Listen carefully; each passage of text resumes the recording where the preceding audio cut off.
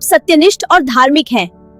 Romeo 5 अध्याय के 17 पद में लिखा है, क्योंकि यदि एक मनुष्य के अपराध के कारण मृत्यु ने उस एक के द्वारा राज्य किया, तो जो लोग अनुग्रह की बहुतायत और सत्यनिष्ठा के दान को ग्रहण करते हैं, वे उस एक यीशु मसीह के बिना जिम्मे करें।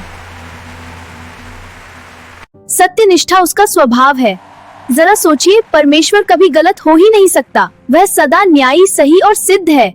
इसी कारण वह परमेश्वर है। और सबसे अद्भुत बात यह है, आप भी उसी के समान हैं। जब आप नया जन्म लेते हैं, उसी क्षण उसने आपको अपनी सत्यनिष्ठा का स्वभाव दे दिया। यह इसके सभी बच्चों के लिए एक निःशुल्क उपहार है। उदाहरण के लिए, अब्राहम को इसलिए सत्यनिष्ठ कहा गया क्योंकि उसने परमेश्वर पर विश्वास किया। सत्यनिष्ठा ने उसे परमेश्वर के साथ निडर होकर चलने और उसकी आशीष प्राप्त करने का साहस दिया।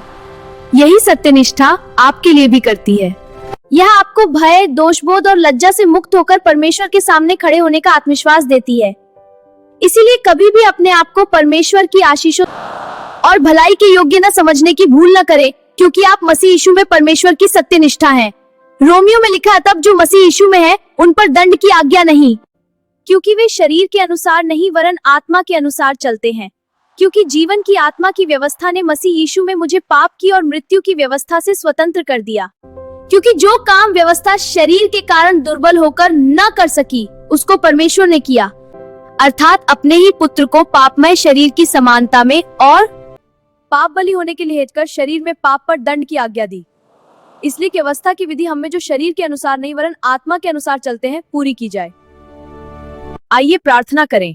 प्रिय प्रेमी पिता, मैं आपका धन्यवाद करता हूँ कि आपने मुझे सत्यनिष्ठा का उपहार दिया, ताकि मैं बिना भय और दोष बोध के आपके सामने खड़ा हो सकूं। इसलिए मैं हर दिन निडर और आत्मविश्वासी हूँ, क्योंकि आपका स्वभाव मुझ में है। हालेलुया। परमेश्वर आपको आशीष दे। परमेश्वर हमसे प्यार करता है और हमेशा हमारे साथ है। अगर आपको इस वीडियो से प्रभु के बारे में नया सीखने को मिला, तो लाइक बटन जरूर दबाएं, चैनल को सब्सक्राइब करना ना भूलें, अपने प्यारे प्यारे कमेंट्स नीचे लिख भेजिए।